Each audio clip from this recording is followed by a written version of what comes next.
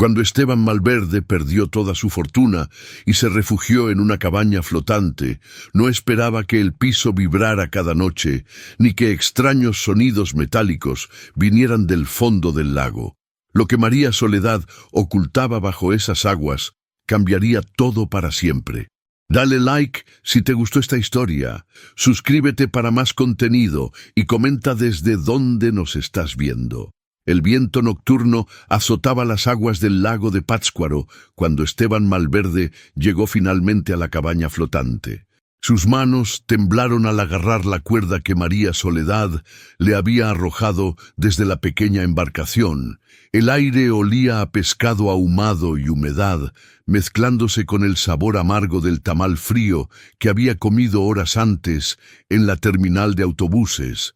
«Bienvenido», murmuró María Soledad, evitando su mirada. Sus ojos oscuros reflejaban la luz de la luna, pero había algo frío en ellos, distante. Esteban pisó las tablas de madera y de inmediato sintió una vibración extraña bajo sus pies. Un sonido metálico, sordo, como cadenas arrastrándose en el fondo del lago, se detuvo, frunciendo el ceño. «¿Qué fue eso?» «Son las corrientes del lago», respondió ella rápidamente, demasiado rápido. «A veces mueven cosas en el fondo». Desde la orilla, Lucinda Arriaga observaba la escena. La joven barquera había insistido en acompañar a María Soledad, preocupada por la llegada de este hombre cuya desgracia había aparecido en todos los periódicos de Guadalajara. Esteban Malverde, el millonario caído, el empresario que había perdido todo en una estafa que aún no comprendía completamente, mientras María Soledad encendía la lámpara de aceite en el interior de la cabaña. Esteban cerró los ojos y permitió que los recuerdos lo invadieran. Las reuniones en oficinas lujosas, Ricardo Alvarado prometiéndole ganancias astronómicas, las copas de champán en fiestas que ahora parecían de otra vida. Los titulares despiadados. Empresario pierde fortuna familiar en inversión fraudulenta. Las miradas de lástima. Los amigos que dejaron de contestar el teléfono.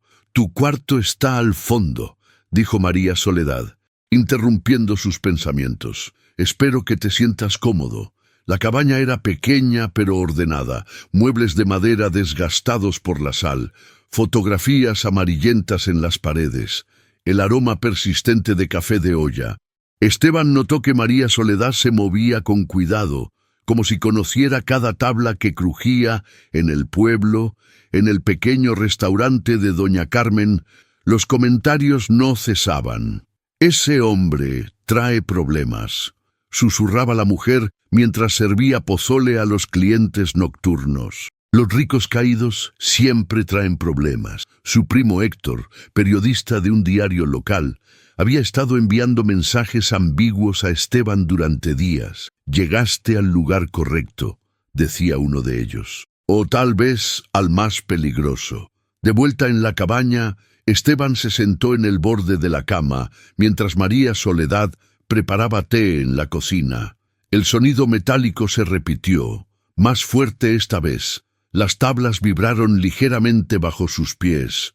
«María Soledad, descansa», lo interrumpió ella desde la cocina, su voz tensa. «Ha sido un día largo para todos». Esteban se acostó completamente vestido, pero el sueño no llegaba. Cada vez que cerraba los ojos, veía las caras de burla en las juntas de accionistas, escuchaba las risas cuando su nombre apareció en las noticias. Había perdido más que dinero, había perdido su dignidad. Cerca de la medianoche, cuando el viento amainó, escuchó algo diferente. No eran las corrientes del lago, era algo deliberado, rítmico. Se levantó silenciosamente y caminó hacia la ventana pequeña que daba al agua. Una rendija de luz de luna se filtró entre las tablas del piso, iluminando algo metálico bajo la superficie.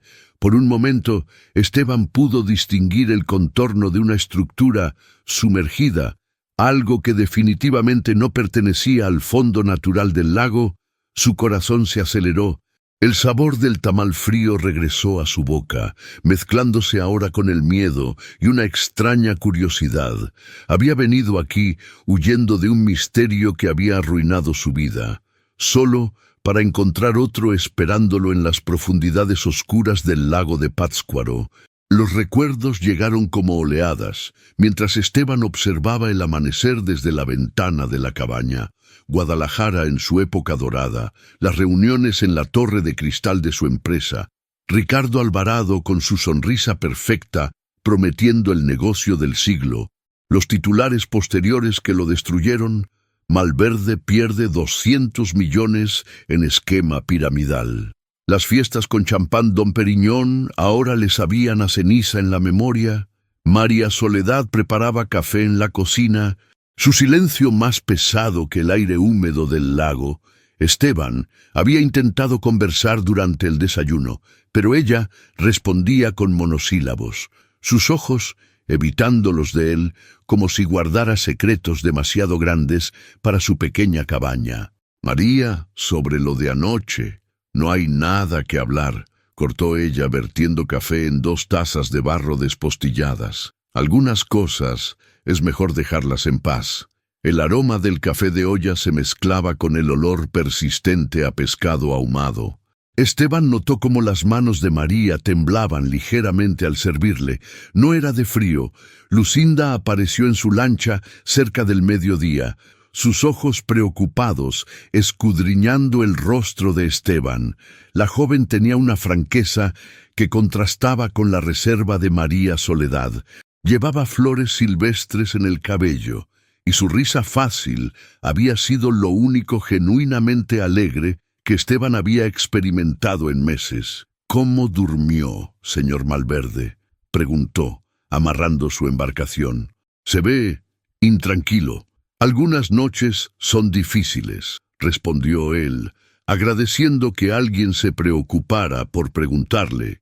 Lucinda miró a María Soledad, quien había desaparecido rápidamente en el interior de la cabaña al verla llegar. Señor Malverde, hay algo que debe saber sobre esta cabaña. Lucinda. La voz de María Soledad sonó desde adentro, firme y advertidora. La joven bajó la voz hasta convertirla en un susurro urgente. Mi madre, señora Petra, está enferma. Necesito cuidarla, pero antes, el padre de María murió guardando algo aquí, algo importante. Los viejos del pueblo hablan de ello desde hace años. Esteban sintió un escalofrío que no tenía nada que ver con la brisa del lago. ¿Qué tipo de cosa? No lo sé exactamente, pero mi madre dice que él tenía miedo los últimos meses antes de morir, como si supiera algo peligroso. En el pueblo, Héctor recibía llamadas extrañas. Su editor había rechazado la nota que quería publicar sobre la llegada de Esteban Malverde al lago. No es momento, había dicho. Deja que el hombre descanse.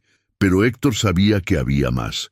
Sus contactos en Guadalajara le habían contado rumores sobre Ricardo Alvarado, sobre presiones para mantener ciertos temas fuera de los periódicos.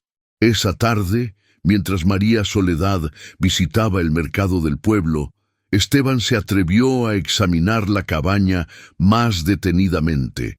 En un baúl viejo encontró cartas amarillentas, escritas con letra temblorosa. Reconoció el nombre del remitente, don Aurelio Urbina, el padre fallecido de María Soledad. Una de las cartas, fechada apenas 2 meses antes de su muerte, decía: «Los documentos están seguros donde nadie los buscaría. Si algo me pasa, que María sepa que lo hice para proteger a gente inocente».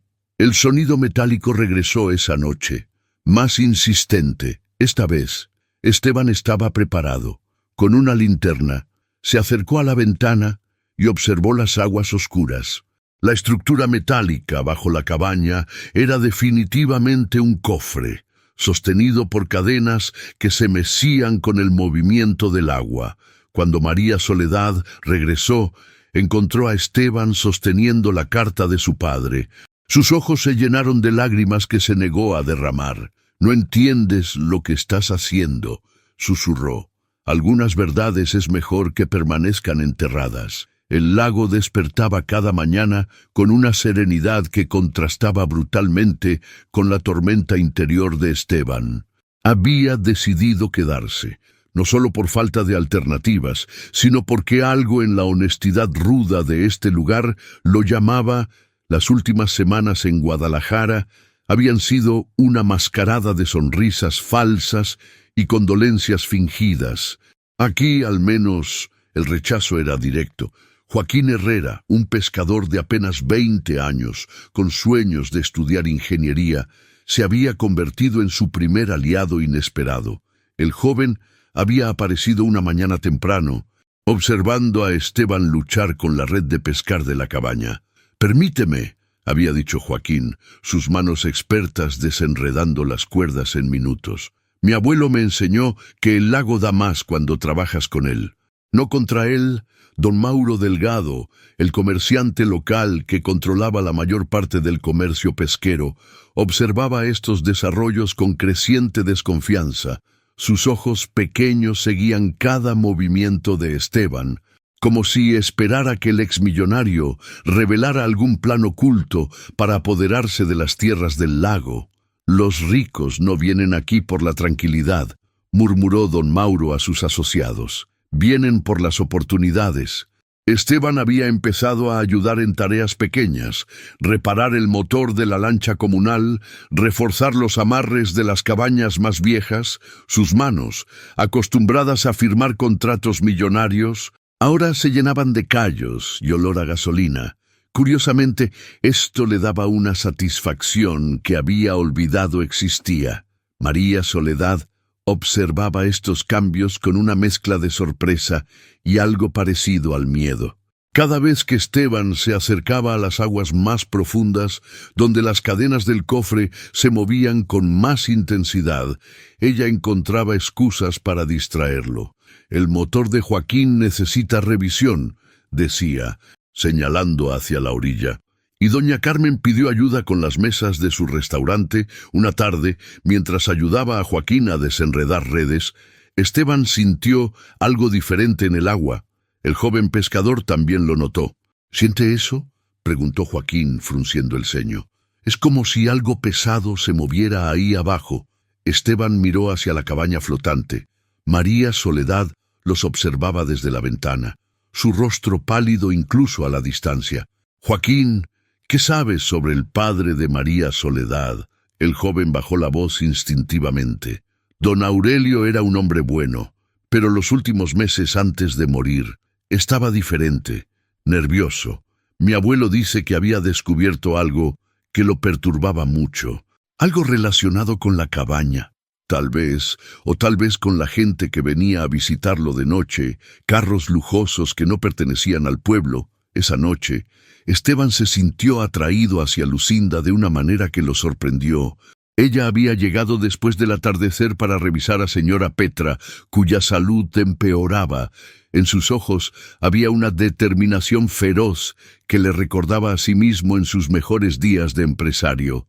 «No se rinda con María Soledad», le dijo Lucinda mientras preparaba hierbas medicinales. «Ella lo protege, pero también se protege a sí misma. El miedo hace que la gente cometa errores». Al revisar más detenidamente las herramientas de la cabaña, Esteban encontró fragmentos de metal oxidado, como si alguien hubiera estado cortando o soldando algo pesado. Los agujeros en el piso de la cabaña estaban demasiado perfectamente alineados para ser casuales. El sonido metálico de las cadenas ya no lo perturbaba. Ahora lo intrigaba. Cada vibración era una invitación, cada eco un susurro que prometía respuestas a preguntas que aún no sabía formular. Cuando confrontó a María Soledad esa noche, ella finalmente cedió un poco. «Mi padre no era un hombre perfecto», admitió, «pero tampoco era un criminal. Lo que encontró era peligroso para mucha gente poderosa». Los documentos aparecieron como fantasmas del pasado una mañana de octubre. Esteban había estado revisando las pertenencias personales de don Aurelio, con el permiso reacio de María Soledad, cuando encontró el sobre lacrado escondido detrás de una fotografía familiar. Sus manos temblaron al romper el sello de cera.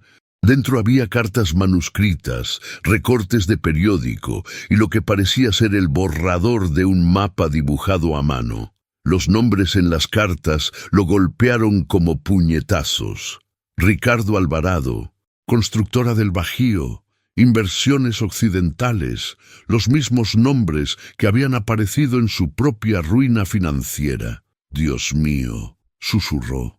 Las piezas del rompecabezas comenzando a formar una imagen terrible. María Soledad apareció detrás de él, su rostro pálido como las páginas amarillentas que sostenía. «Ahora entiendes por qué tenía miedo», dijo ella, su voz apenas audible. «Mi padre descubrió que esos hombres no solo estaban robando dinero, estaban destruyendo vidas deliberadamente. En el pueblo, las cosas se habían vuelto tensas. Héctor había publicado una nota en el diario local insinuando que elementos externos podrían estar investigando asuntos sensibles relacionados con inversiones pasadas. La nota era deliberadamente vaga, pero había sido suficiente para alertar a personas en lugares muy lejanos. Señora Analía Gutiérrez había llegado al pueblo 2 días después. Se presentó como consultora de relaciones públicas, pero Lucinda la había visto tomando fotografías de la cabaña flotante con un teleobjetivo profesional. «No me gusta esa mujer», le confió Lucinda a Esteban mientras revisaban las redes de pesca.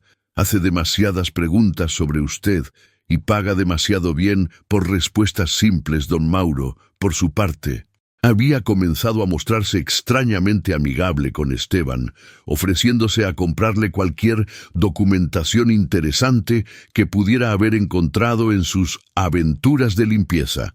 El mapa dibujado por don Aurelio era rudimentario, pero claro. Mostraba la ubicación exacta del cofre sumergido, con anotaciones sobre profundidad, corrientes y, más importante, una lista de fechas que correspondían exactamente con los movimientos financieros que habían arruinado a Esteban. Esa noche, durante una pequeña merienda comunitaria en la plaza del pueblo, la tensión era palpable. Doña Carmen servía pan dulce y café, pero las conversaciones se detenían abruptamente cuando Esteban se acercaba. Los niños lo observaban con curiosidad, pero los adultos mantenían distancia prudente.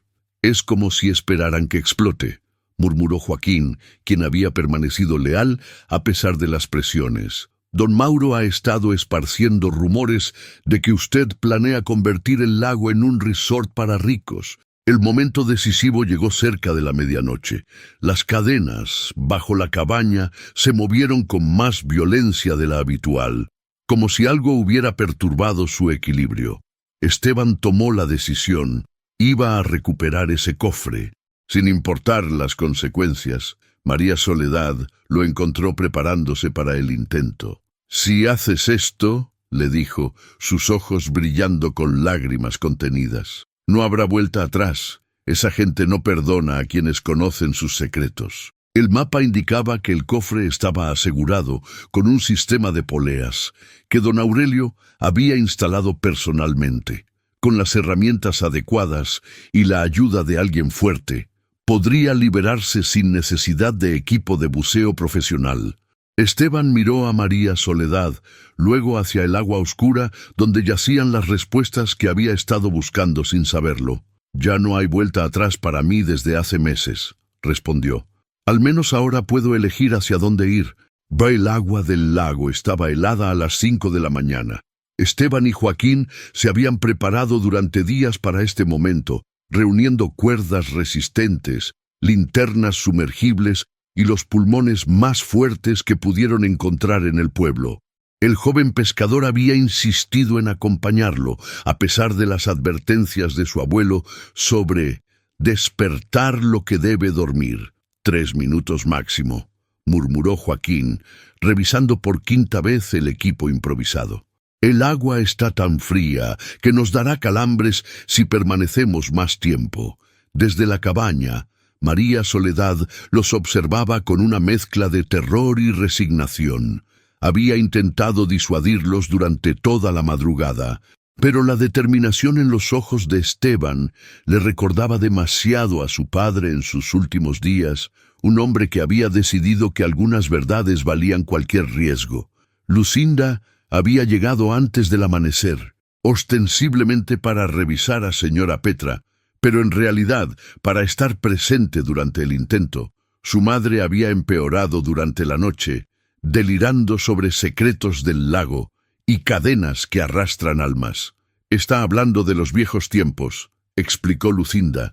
Aunque su voz traicionaba nerviosismo, cuando era niña, decía que el lago guardaba los secretos de los poderosos. Don Mauro había aparecido también, aparentemente por casualidad, mientras revisaba sus redes temprano.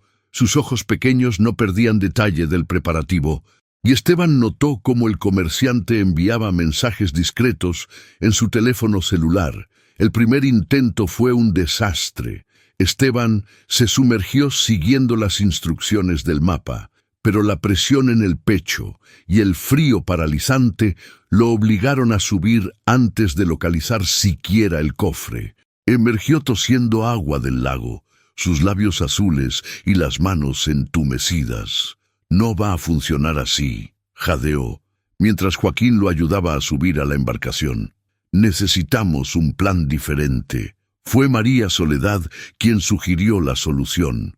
«A pesar de su miedo evidente, mi padre instaló una polea», dijo, su voz apenas audible. «Si cortan las cuerdas correctas, el cofre subirá solo, pero tienen que encontrar el mecanismo exacto. El segundo intento fue más exitoso.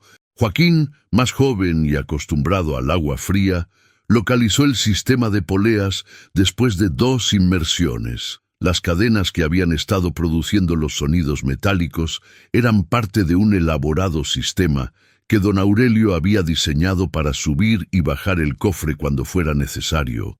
Cuando finalmente emergieron con el contenedor metálico, todos permanecieron en silencio por un momento. El cofre era más pequeño de lo esperado, pero obviamente pesado. Las cerraduras habían sido dañadas por años de inmersión, y parte del contenido se había filtrado, creando manchas de tinta en el agua circundante. Algunos documentos se perdieron, observó Esteban examinando el contenido. «Pero queda suficiente para...» Se detuvo abruptamente. Entre los papeles mojados había fotografías, contratos y lo que parecían ser grabaciones en cassette protegidas por bolsas plásticas. Pero lo que realmente lo impactó fueron las anotaciones manuscritas de don Aurelio, detallando fechas, nombres y cantidades que coincidían exactamente con las transacciones que habían destruido su empresa. «Tu padre sabía», le dijo a María Soledad, su voz llena de asombro y dolor. «Sabía exactamente cómo me estaban robando. Y cuándo, esa noche, mientras secaban y organizaban los documentos rescatados, algo cambió en la atmósfera del lago. Una silueta oscura había aparecido en el camino que llevaba al pueblo. Un automóvil con placas de la Ciudad de México que no pertenecía a ningún residente local. Lucinda fue la primera en notarlo. «Señor Malverde», susurró urgentemente, «creo que ya no estamos solos en esto». El cofre había revelado sus secretos, pero también había despertado a aquellos que preferían que permanecieran enterrados para siempre. El enfrentamiento había llegado más rápido de lo esperado. Ricardo Alvarado no vino personalmente, pero envió a sus mejores negociadores, hombres de traje que se presentaron como mediadores legales y que hablaban con la cortesía fría de quienes están acostumbrados a que sus sugerencias sean órdenes. «Señor Malverde», dijo el más alto ajustándose los lentes mientras revisaba un portafolio de cuero, «entendemos que ha encontrado algunos documentos que podrían malinterpretarse. Venimos a ofrecer una solución mutuamente beneficiosa». Esteban los recibió en la pequeña sala de la cabaña flotante, con María Soledad a su lado y Lucinda estratégicamente positioned cerca de la puerta. Los documentos del cofre estaban ocultos, pero su existencia ya no era secreta. «¿Qué tipo de solución?», preguntó Esteban manteniéndose calmado, a pesar de que su pulso se había acelerado. «Una compensación generosa por cualquier inconveniente que haya experimentado y, por supuesto, La garantía de que puede permanecer aquí indefinidamente, sin molestias. María Soledad apretó la mano de Esteban bajo la mesa. Sus ojos le suplicaban cautela, pero también había algo más, una determinación que no había mostrado antes. Y a cambio, los documentos se devuelven a sus legítimos propietarios, sin preguntas, sin publicidad innecesaria. En el pueblo, las presiones habían intensificado. Don Mauro había perdido súbitamente varios contratos de suministro, obligándolo a cerrar temporalmente su operación principal. Doña Carmen encontró inspectores de salud revisando su restaurante por primera vez en 10 años, encontrando violaciones que requerían costosas reparaciones inmediatas. Joaquín había recibido una oferta inesperada, una beca completa para estudiar ingeniería en Guadalajara, con todos los gastos pagados, pero con una condición curiosa. Debía comenzar inmediatamente, dejando el lago antes del fin de semana. Es demasiada coincidencia, le confió a Esteban esa misma tarde. Primero, me ignoran cuando aplico por becas durante años, y ahora me ofrecen todo lo que siempre quise. Exactamente cuando usted encuentra esos papeles, Héctor había enfrentado presiones aún más directas. Su editor había sido reemplazado temporalmente por alguien con mejores conexiones periodísticas. El nuevo jefe le había dejado claro que ciertas historias locales no tenían interés público suficiente para justificar recursos del periódico, pero fue Lucinda quien trajo las noticias más perturbadoras. Señora Petra había tenido un colapso esa mañana, aparentemente después de recibir una visita de trabajadores sociales que querían evaluar sus condiciones de vida. Mi madre nunca ha estado tan asustada, le dijo Lucinda a Esteban, las lágrimas corriendo por sus mejillas. Sigue repitiendo que vienen por los que saben demasiado. Esa noche, María Soledad finalmente reveló todo lo que había estado callando. Mi padre no solo descubrió el fraude, confesó. Su voz quebrada por años de secretos tenía una testigo, una secretaria de Ricardo Alvarado que había copiado documentos antes de que la despidieran. Ella le envió todo a mi padre, esperando que alguien honesto pudiera usar la información. ¿Dónde está ella ahora? Murió en un accidente automovilístico 2 semanas después de enviar los documentos. Mi padre se convenció de que no había sido un accidente. Esteban sintió un frío que no tenía nada que ver con el viento nocturno del lago. Los documentos en el cofre no eran solo evidencia de fraude financiero, eran evidencia de algo mucho más siniestro. ¿Por qué no fuiste a la policía? Porque la mitad de los nombres en esos documentos pertenecen a gente que tiene policías en sus nóminas, respondió María Soledad. Mi padre lo sabía. Por eso escondió todo aquí, esperando que algún día apareciera alguien con suficiente poder para usar la información sin destruirse en el proceso.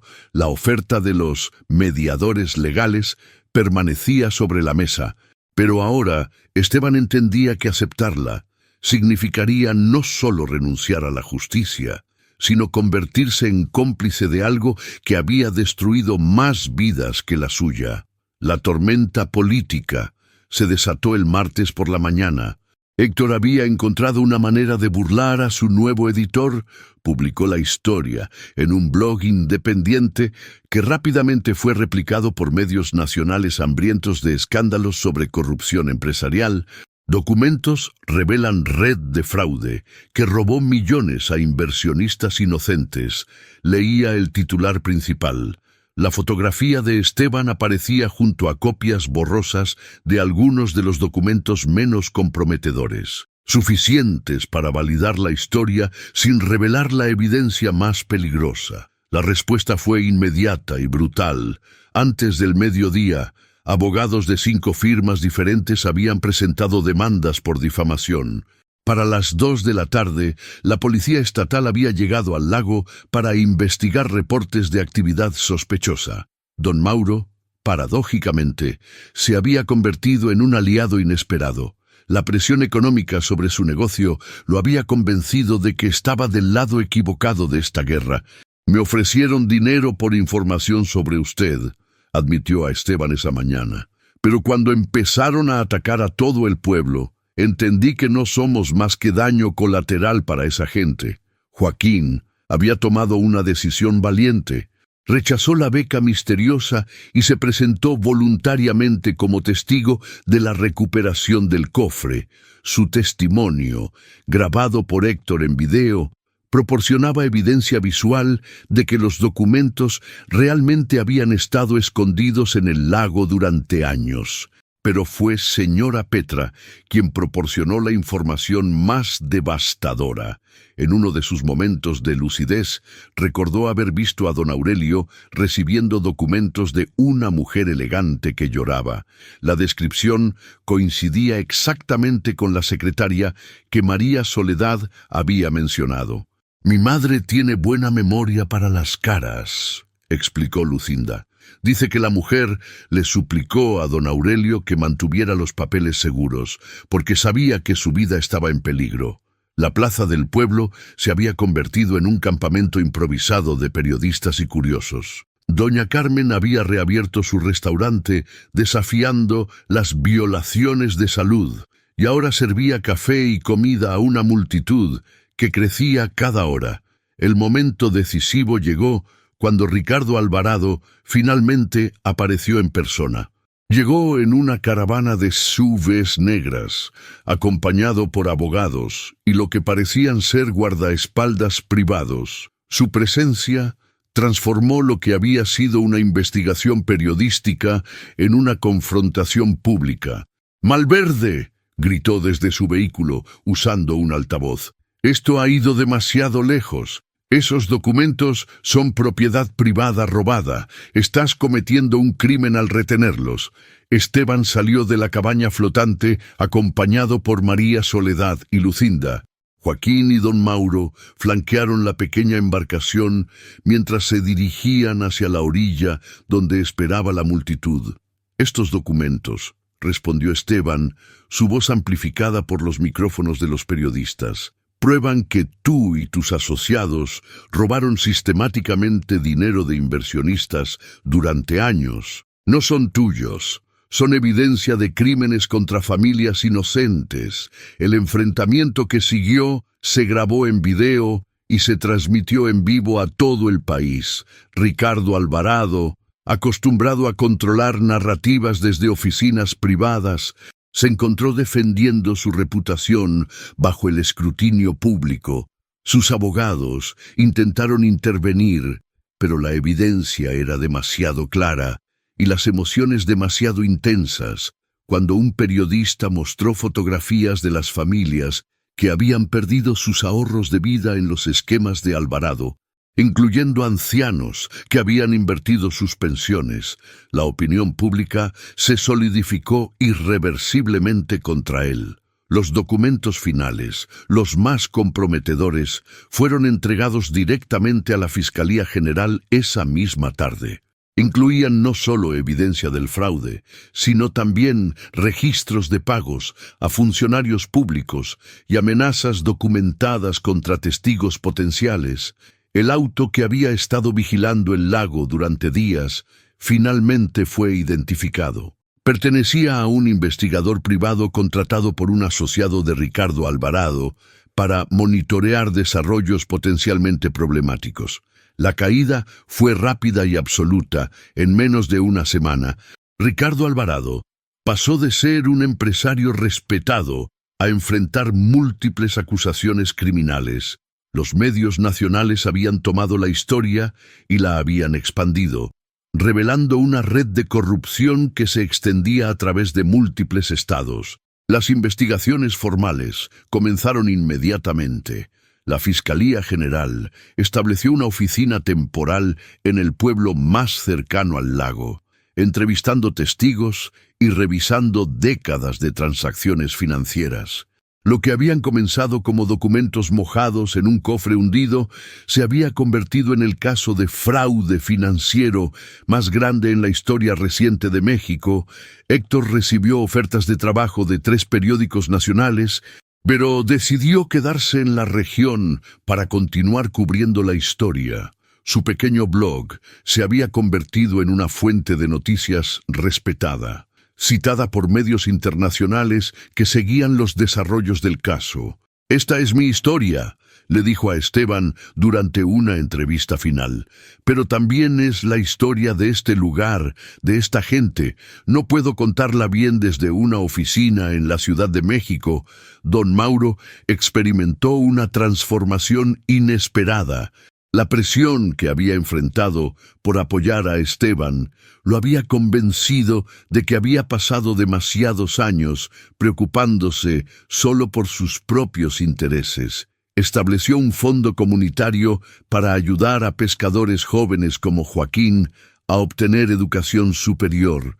Financiado con parte de las ganancias de su negocio renovado, los ricos siempre han pensado que pueden comprar nuestro silencio, reflexionó mientras reparaba redes con Joaquín. Es hora de demostrarles que estaban equivocados. Joaquín finalmente recibió una beca legítima, otorgada por una universidad estatal que había sido impresionada por su valor al testificar en el caso, pero decidió diferir su ingreso por un año para ayudar a establecer el programa educativo de Don Mauro.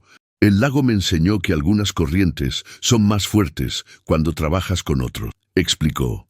«Puedo esperar un año más para estudiar, si eso significa que otros chicos del pueblo tendrán las mismas oportunidades». Señora Petra experimentó una recuperación notable una vez que la tensión del secreto había desaparecido. Lucinda atribuyó la mejoría de su madre a liberarse de cargar secretos demasiado pesados para cualquier persona. Doña Carmen reabrió su restaurante con una nueva clientela: periodistas, investigadores gubernamentales y turistas curiosos que venían a ver el lago donde había comenzado el escándalo. Sus ganancias se triplicaron, pero ella insistió en mantener los precios accesibles para los residentes locales. La transformación más profunda, sin embargo, ocurrió en la relación entre Esteban y María Soledad. La revelación de todos los secretos había eliminado las barreras que habían mantenido entre ellos. Por primera vez desde la muerte de su padre, María pudo hablar libremente sobre el miedo que había dominado su vida durante años. «Creí que si permanecía callada, todos estaríamos seguros», le confesó una noche mientras observaban las estrellas reflejándose en las aguas ahora pacíficas del lago. Pero el silencio solo protegía a los culpables. Esteban había encontrado algo más valioso que la vindicación pública. Había encontrado una comunidad que lo había aceptado no por su dinero perdido, sino por su valor para enfrentar la verdad.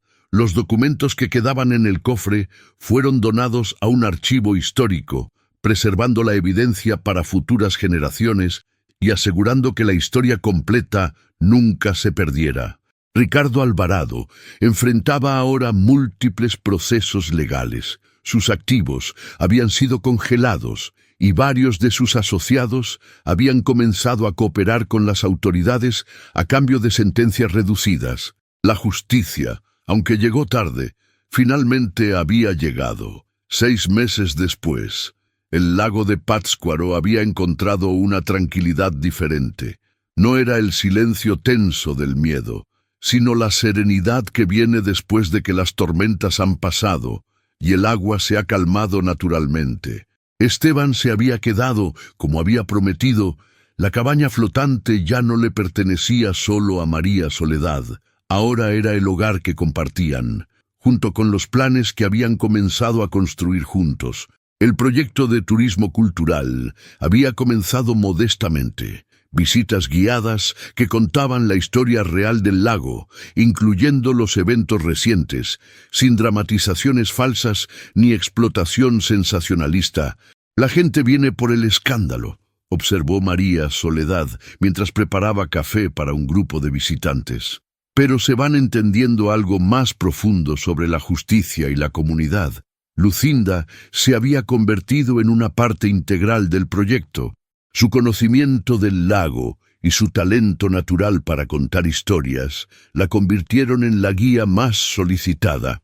Había desarrollado una presentación que combinaba la historia tradicional del lago con los eventos recientes, creando una narrativa que honraba tanto el pasado como el presente. Cada lago tiene sus secretos, decía a los grupos de turistas. Pero este lago nos enseñó que algunos secretos necesitan salir a la superficie para que el agua pueda estar verdaderamente en paz. Joaquín había comenzado sus estudios de ingeniería, pero regresaba cada fin de semana para ayudar con el proyecto. Su sueño había evolucionado. Ya no solo quería ser ingeniero, sino usar su educación para desarrollar tecnologías sostenibles que beneficiaran a comunidades rurales como la suya.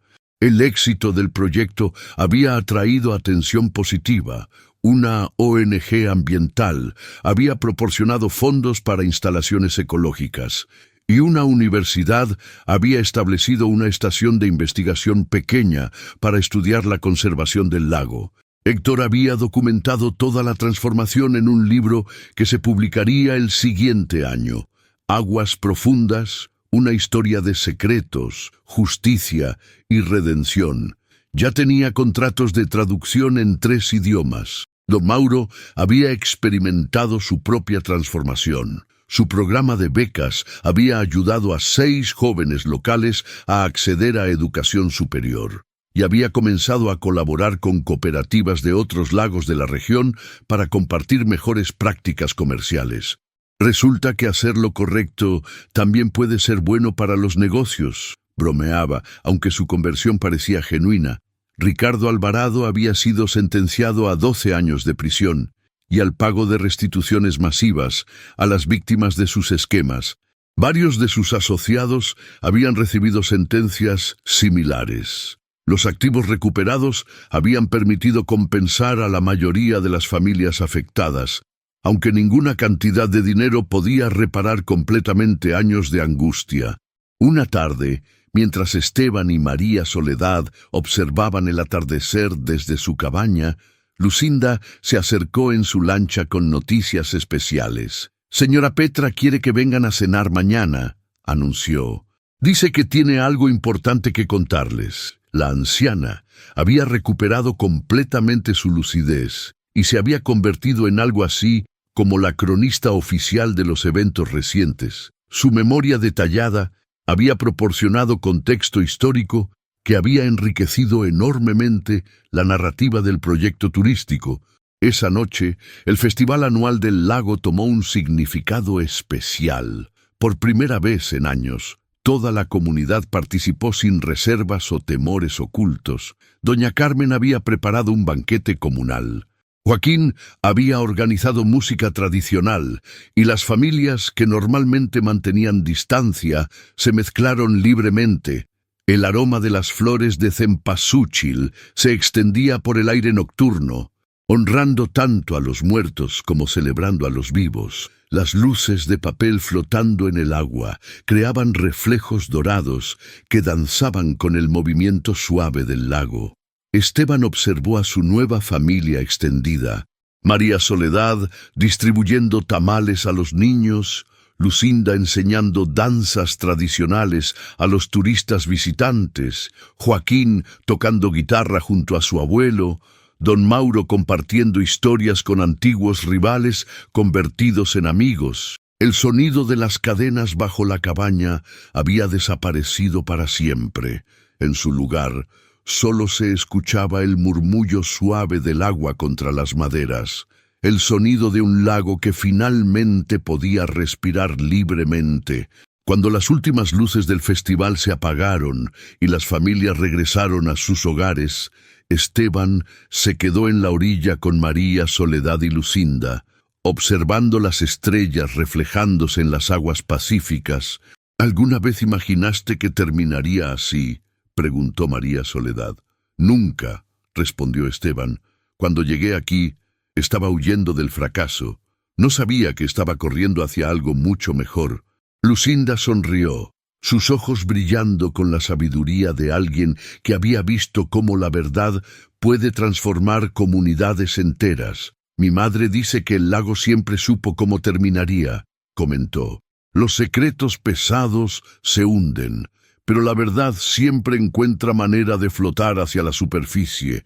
El lago de Pátzcuaro se extendía ante ellos bajo la luz de la luna, sus aguas cristalinas reflejando un futuro lleno de posibilidades que ninguno de ellos había imaginado cuando esta historia comenzó con el sonido inquietante de cadenas moviéndose en la oscuridad. ¿Te imaginas tener el valor de Esteban para enfrentar la verdad sin importar las consecuencias? ¿Qué secretos crees que guardan las aguas tranquilas de tu propia vida? Comparte esta historia con alguien que necesite recordar que hasta en los momentos más oscuros, la justicia puede encontrar una manera de brillar